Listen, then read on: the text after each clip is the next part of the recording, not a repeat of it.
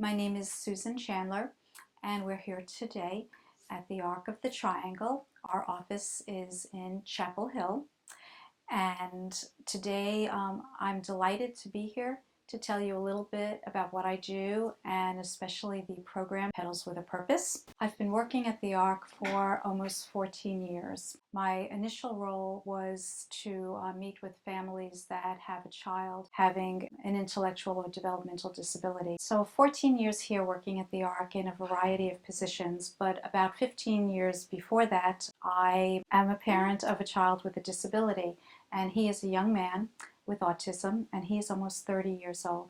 So I come to be here today both on a personal level as well as a professional level. So the Petals with a Purpose program is a program geared for people not only with intellectual and developmental disabilities, but for other people that want to join the program that don't have intellectual or developmental disabilities. I felt that our individuals would benefit from being around beauty and doing something for someone else.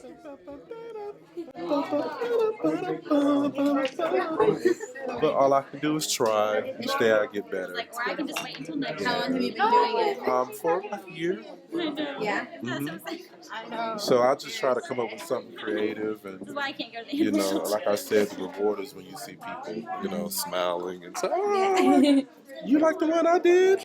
I knew that I, in the past, experienced joy and pleasure from flowers and nature and from giving back to the community. So when the community sees someone with a disability contributing items of beauty or making a difference or giving back or bringing joy, then the community's perception of someone with a disability is elevated, and it is changed for the better. When that perception is elevated, then the next time a job or a volunteer opportunity or a friendship or any kind of an opportunity, then the community will think of someone with a disability, whether it's to hire them for a job, whether it's to invite them to a club, whether it's to have them volunteer. So the opportunity for someone with a disability just to live a life as any other individual, and that's what we want to do. We want to change the perception. We want to elevate that of just what someone with a disability is capable of doing, and they can, and they should,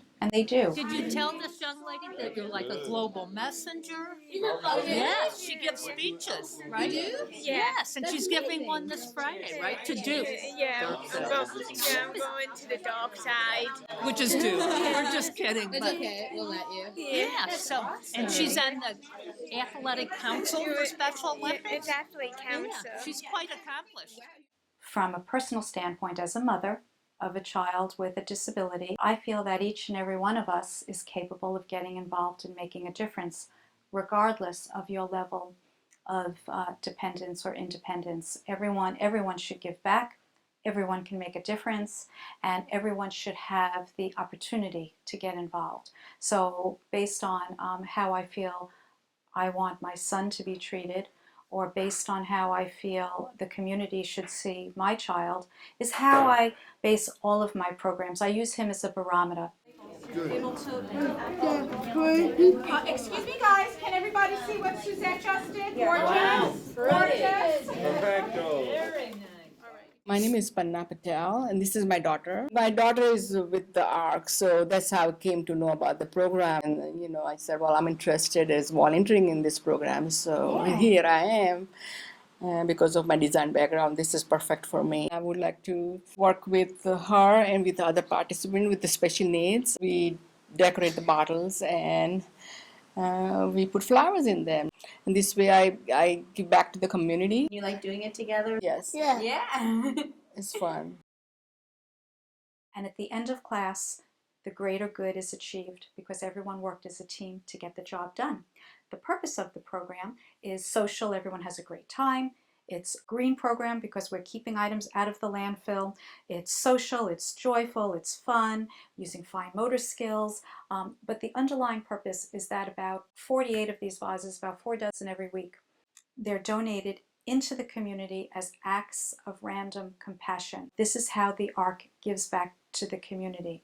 By creating these magnificent vases, they're delivered to places like Seymour Senior Center, where every month they have a birthday for 80-year-olds, and they take home a beautiful flower vase during lunch that day.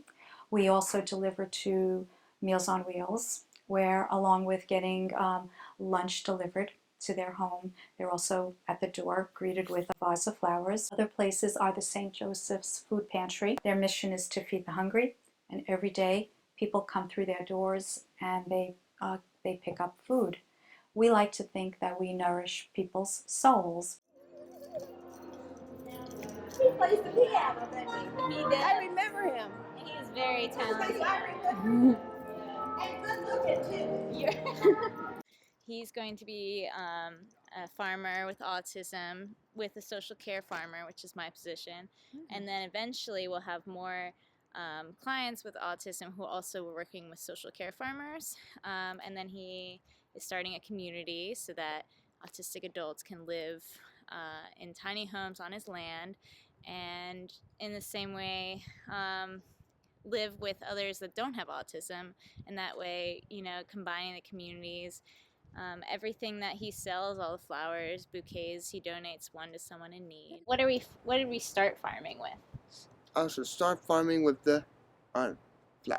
With flowers, yeah. And then hopefully maybe we'll get some animals. So it gives our program sort of like an entree into the community, to places they may not, you know, have been able to go. Starlight Mead Winery, to the Seymour Senior Center. It really illustrates the fact that it takes a village, and that if people come together, as Margaret Mead always says, never doubt that a small group of concerned citizens can change the world. Indeed, it is the only thing that ever has. I truly believe that each and every one of us can change the world. And you may think it may be a small way, but that ripple of goodwill, you never know. You never know when that, you know, ripple comes back.